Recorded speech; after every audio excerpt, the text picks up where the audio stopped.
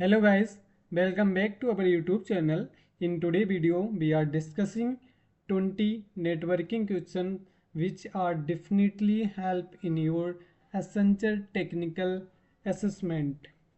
So without further delay, let's start the video.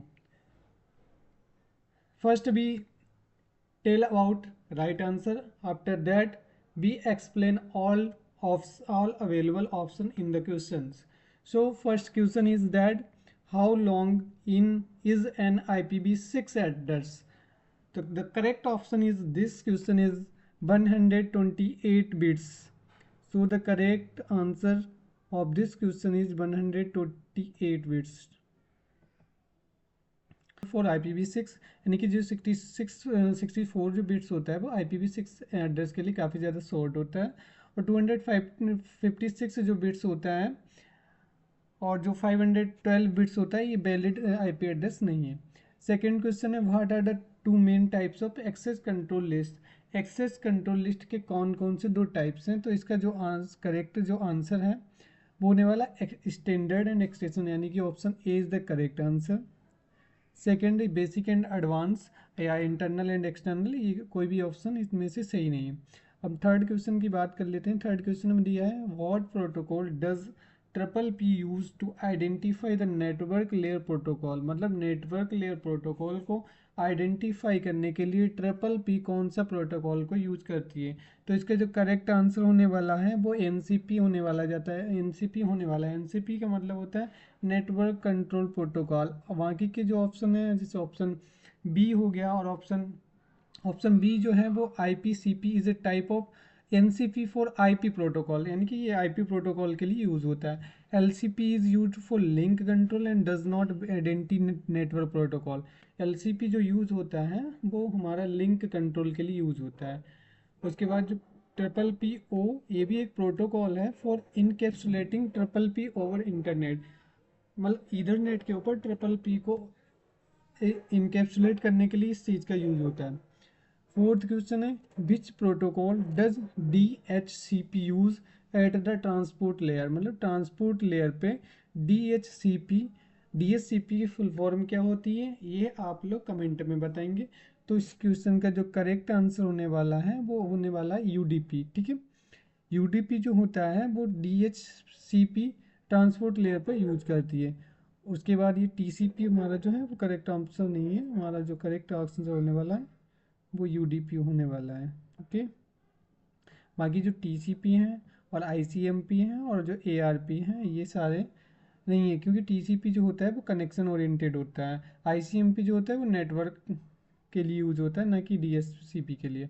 और ARP जो होता है ARP जो होता है एड्रेस रेजुलेशन प्रोटोकॉल होता है जो कि एड्रेस के लिए यूज होता है बेसिकली। अब अगले क्वेश्चन की बात कर लेते हैं। तो where is a hub specified in the OSI model.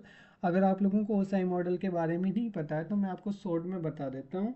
OSI एक नेटवर्क मॉडल है जो कि 7 लेयर एग्जिस्ट करता है, जिसमें 7 लेयर्स होती हैं। इसके बारे में आप नेटवर्किंग में जाके पढ़ सकते हैं। तो इसमें यही बताया गया है कि OSI की कौन सी ऐसी लेवल होती है जहाँ पे हम हब को स्पेसिफाई करते हैं। ठीक है, तो फिजिकल लेयर जो है वो करेक्ट आंसर है, क्योंकि हम फिजिकल लेयर में ही हब को स्पेसिफाई करते हैं। तो करेक्ट आंसर जो होने वाला है वो ऑप्शन नंबर सी होने वाला है। और जो डाटा लिंक लेयर है और नेटवर्क लेयर है, सेशन लेयर है, इनका हब इन पे मतलब हब को हम अप्लाई नहीं करते हैं। क्वेश्चन नंबर 6 की बात कर लेते हैं। तो which protocol is used to send a destination network unknown message back to originating host. ठीक है, तो इसके लिए हम यूज करते हैं ICMP। ठीक है, ICMP प्रोटोकॉल का इसके लिए हम यूज करते हैं। TCP हमारा ट्रांसफ़र कंट्रोल प्रोटोकॉल होता है जो कि कनेक्शन ओरिएंटेड प्रोटोकॉल है। ARP हमने पहले ही आपको बताया था लास्ट क्वेश्चन में कि एड्रेस रेजुलेशन प्रोटोकॉल होता है जो कि एड्रेस को स्पेसिफाई करने के लिए यूज होता है। ठीक है, और DHCP की फुल फॉर्म मैंने आप लोगों से पहले ही पूछी है, तो आप लोग इसको कमेंट में बता सकते हैं। ये भी एक IP प्रोटोकॉल होता है DHCP। इसके बाद हम क्वेश्चन नंबर 7 की बात कर लेते हैं। तो which router command allows you to view the entire contents of all access list. मतलब कौन कौन उसको लिस्ट को एक्सेस करने वाला है, तो उसकी जो सारी लिस्ट को देखने के लिए हम शो एक्सेस लिस्ट का यूज करते हैं। तो इसका जो करेक्ट आंसर होने वाला है वो ऑप्शन सी होने वाला है। ऑप्शन ए जो है वो शो आईपी एक्सेस लिस्ट, ये मोर स्पेसिफिक होता है बट नॉट जनरल में यूज, जनरल में नहीं यूज होता है। शो जो वर्जन है वो क्या करता है, वो डिस्प्ले डिवाइस इंफॉर्मेशन, डिवाइस की इंफॉर्मेशन को डिस्प्ले करता है, ना कि एक्सेस लिस्ट को, ठीक है। Show running config current configuration दिखाता है, ना कि एक्सेस लिस्ट को, ठीक है। अब हम अगले क्वेश्चन नंबर 8 की बात कर लेते हैं। तो क्वेश्चन नंबर 8 में बताया गया है which class of IP address, मतलब आईपी एड्रेस की जो क्लासेस होती हैं the most host address available by default. तो बाई डिफ़ॉल्ट जो है मोस्ट होस्ट एड्रेस किस में अवेलेबल होते हैं, तो इसका जो करेक्ट आंसर होने वाला है वो ऑप्शन नंबर ए होने वाला है। ऑप्शन ए नंबर में सबसे मोस्ट होस्ट एड्रेस होते हैं। इसके बाद बाकी के जो आंसर हैं वो करेक्ट आंसर नहीं होने वाले हैं। तो इसका भी जो करेक्ट आंसर होने वाला है वो ऑप्शन नंबर ए होने वाला है। और जो इस उसके बाद क्वेश्चन नंबर 9 की बात कर लेते हैं। Which triple P protocol provides dynamic addressing authentication and multi link. Triple की पी का कौन सा ऐसा प्रोटोकॉल होता है जो डायनेमिक एड्रेसिंग ऑथेंटिकेशन और मल्टी लिंक के लिए यूज होता है, तो इसका करेक्ट आंसर होने वाला है LCP. LCP correct manages the link supports dynamic addressing and authentication. उसके बाद है NCP. NCP network layer protocol होता है, ठीक है। आईपीसीपी जो होता है वो एक एनसीपी का एक बेसिकली टाइप होता है। और इसके बाद जो ट्रिपल पी ओ है वो कौन सा प्रोटोकॉल है, अभी हमने आपको पहले वीडियो में बताया था, जाके आप देख सकते हैं वीक में। What does a V L A N do, मतलब जो वी एल ए एन होता है उसका काम क्या होता है, तो इसका जो करेक्ट आंसर होने वाला है वो breaks up broadcast domains in a layer 2 switch network. Option जो बी है वो हमारा करेक्ट आंसर है। इंक्रीज बैंडविड्थ, ये प्राइमरी फंक्शन नहीं है वी एल ए एन का। प्रोवाइड्स रिडंडेंसी, ये नेटवर्क से रिलेटेड डिजाइन से है, तो बी एल एन का इसमें कोई रोल नहीं है। Connect multiple LANs, तो ये भी गलत आंसर है क्योंकि ये राउटर से रिलेटेड है। अगला क्वेश्चन होने वाला है what is the main reason the OSI model was created, मतलब ओसाई मॉडल को क्रिएट करने की क्या नीड हुई थी, तो उसका मेन जो कारण था, तो उसका था मेन जो एक तरीके से बोल सकते एम था, वो था so different networks could communicate, ताकि जो डिफरेंट डिफरेंट नेटवर्क्स हैं वो आपस में कम्युनिकेट कर सकें। तो इस यही उसका पर्पज़ था। उसके बाद क्वेश्चन नंबर 12 की बात कर लेते हैं। तो क्वेश्चन नंबर 12 में दिया गया है विच protocol does ping use. Ping भी एक नेटवर्किंग में कॉन्सेप्ट होता है, तो वो कौन से प्रोटोकॉल का यूज करता है, तो वो आईसीएमपी प्रोटोकॉल का यूज करता है, ठीक है। टीसीपी जो होता है वो हमारा ट्रांसमिशन कंट्रोल प्रोटोकॉल होता है। यूडीपी एआरपी, यूडीपी एआरपी ये सारे प्रोटोकॉल मैंने पहले ही आपको पहले के क्वेश्चन में बता रखे, तो बार बार उस चीज़ को एक्सप्लेन करके वीडियो की लेंथ बढ़ाना हमारा उद्देश्य नहीं है। उसके बाद क्वेश्चन नंबर 13 की बात कर लेते हैं। 13 में दिया गया है विच लेयर 1 डिवाइस, ठीक है। लेयर 1 डिवाइस कौन सी होती है, ओसाई मॉडल की जो 7 लेयर होती है उसमें लेयर 1 कौन सी होती है, आपको जाके आप देख सकते हैं। तो उसमें डिवाइस में which layer 1 device is to enlarge the area covered by single LAN, तो इसका जो करेक्ट ऑप्शन होने वाला है वो हब एंड रिपीटर होने वाला है, ठीक है। और हब कहाँ कौन सी लेयर में लगता था, अभी हमने आपको पीछे ही क्वेश्चन बताया था। हब जो लगता था वो हमारे फिजिकल लेयर में लगता था, तो यानी कि फिजिकल जो लेयर हो गई वो हमारी कौन सी लेयर हो गई, लेयर 1 हो गई, ठीक है।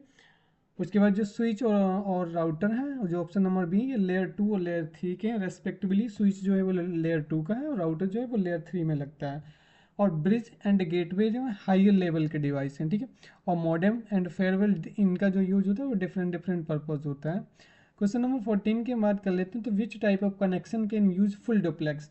फुल डुप्लेक्स किस टाइप का कनेक्शन को यूज करता है, तो इसका जो करेक्ट आंसर होने वाला ऑल ऑफ द एबव होता है, क्योंकि स्विच टू स्विच भी करता है, होस्ट टू होस्ट भी करता है और स्विच टू होस्ट भी करता है, ठीक है। तो फुल डुप्लेक्स का ये काम होता है। देखो 3 तरीके के होते हैं, हाफ डुप्लेक्स, फुल डुप्लेक्स और एक सिंप्लेक्स होता है। ये नेटवर्किंग के कॉन्सेप्ट हैं, अभी मैं आपको डिटेल में बताने लगा तो वीडियो काफ़ी लंबी हो जाएगी।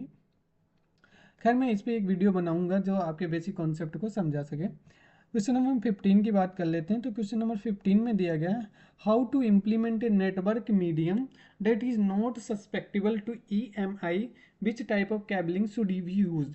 तो इसका जो करेक्ट आंसर होने वाला है फाइबर ऑप्टिक केबल का होने वाला, क्योंकि इस चीज़ के लिए फाइबर ऑप्टिक केबल का यूज करते हैं। कोक्सियल का जो केबल होती हैं वो सस्पेक्टेबल टू कैन भी हो सकती हैं, मतलब, लेकिन जो बेसिकली यूज होता है फाइबर ऑप्टिक केबल का होता है, ठीक है। जो ट्विस्टेड पेयर केबल होती है वो अफेक्टेड होती हैं EMI से। क्वेश्चन नंबर हम 17 की बात कर लेते हैं। Segmentation of data streams happen at which layer of the OSI model. मतलब जो डाटा हम भेजते हैं उसका जो सेगमेंटेशन मतलब डाटा को सेगमेंट में डिवाइड करना, मतलब छोटे छोटे टुकड़ों में डिवाइड करना। तो वो हमारा ओएसआई की कौन सी लेयर पे होता है, तो वो हमारा ट्रांसपोर्ट लेयर पे होता है। तो transport layer he the correct answer. जो नेटवर्क लेयर है वो क्या करता है, वो राउट्स को हैंडल करता है और डाटा किस राउट से जाने वाला उस चीज़ को डिफाइन करता है। सेशन लेयर जो हमारा होता है वो सेशन को इस्टेब्लिश करता है और सेशन को लॉग आउट करता है, तो इसका काम सेशन मैनेजमेंट का होता है। डाटा लिंक लेयर है, तो डाटा लिंक लेयर फोकस करता है node to node data transfer पे, ना कि सेगमेंटेशन पर। अगले क्वेश्चन की बात कर लेते हैं जो कि हमारा क्वेश्चन नंबर 17 होने वाला है। उसमें बताया गया है विच सर्विसेज यूज टीसीपी। टीसीपी कौन कौन सी सर्विसेज को यूज करता है। तो इसका करेक्ट जो आंसर होने वाला है वो SMTP, HTTP और FTP, ये करेक्ट आंसर है। SMTP stand for simple message transfer protocol, HTTP stand for hyper text transfer protocol, FTP stand for file transfer protocol. इन सब की फुल फॉर्म को भी आपको ध्यान में रखना चाहिए, क्योंकि कभी कभी फुल फॉर्म भी पूछ दिया करते हैं, ठीक है। इसी तरीके से UDP, ICMP, ARP, DS, CP, DNS, TFTP, इन सब के फुल फॉर्म को आप एक बार देख लेना। अगला क्वेश्चन नंबर हमारा जो 18 है वो उसमें कहा गया है what layer in the TCP/IP stack is equivalent to the transport layer of the OSI model. जिस तरीके से OSI मॉडल है उसी तरीके से एक TCP/IP नेटवर्क मॉडल भी है जिसमें 4 लेयर होती हैं। तो उसमें कौन सी ऐसी लेयर है जो OSI में लेयर है वही इक्विवेलेंट लेयर TCP/IP में। तो इसका जो करेक्ट आंसर होने वाला है वो होने वाला है होस्ट टू होस्ट लेयर, ठीक है। तो this is the correct answer. Application layer जो होती है वो हायर लेवल की होती है और नेटवर्क इंटरनेट लेयर होती है वो करेस्पॉन्ड टू नेटवर्क लेयर होती है। Network layer is not equivalent to transport layer. Option number D की बात करेंगे जो। तो क्वेश्चन नंबर 19 में you want to implement a mechanism that automates the IP configuration including IP address, subnet mask, default gateway and DNS। DNS stand for domain name system information which protocol will use. तो इन सारी चीज़ों को तुम्हें एक मतलब एक तरीके का सिस्टम बनाना है जिनमें इन सारी चीज़ों का यूज हो। तो उसके लिए हम किसका यूज करेंगे, तो उसके लिए जो करेक्ट आंसर होने वाला है DHCP, ठीक है। DHCP स्टैंड पर डोमेन होस्ट कॉन्फ़िगरेशन प्रोटोकॉल। उसके बाद जो ARP है, ARP का हमने आपको पहले ही बताया एड्रेस रेजोल्यूशन प्रोटोकॉल होता है। ICMP भी इसके लिए यूज़ नहीं होता है, वो डायगोनेटिक्स के लिए यूज़ होता है। और NTP जो यूज़ होता है वो सिंक्रोनाइजेशन के लिए यूज़ होता है, ठीक है। क्वेश्चन नंबर 20 की अगर जो बात करें तो क्वेश्चन नंबर 20 में दिया गया है which of the following allows a router to respond to an ARP request what is intended for a remote host। ठीक है, मतलब रिमोट होस्ट में एड्रेस को करने के लिए कौन से ARP का यूज होता है, ठीक है। तो ये सारे ARP के टाइप दिए हैं, तो इसका करेक्ट आंसर प्रॉक्सी ARP, ठीक है। और जो स्टैटिक ARP होता है फॉर फिक्स्ड मैपिंग के लिए होता है, ठीक है। जो डायनेमिक ARP होता है वो involves learning but does not relate to remote host. जो इन्वर्स ARP होता है वो फ्रेम रिले नेटवर्क के लिए यूज होता है। तो हम आपको सारे ऑप्शन डिस्क्राइब कर देना ताकि अगर जो इन ऑप्शन से रिलेटेड कोई क्वेश्चन आता है तो आप कर सकते हैं। बेसिकली ज़्यादा आते नहीं हैं।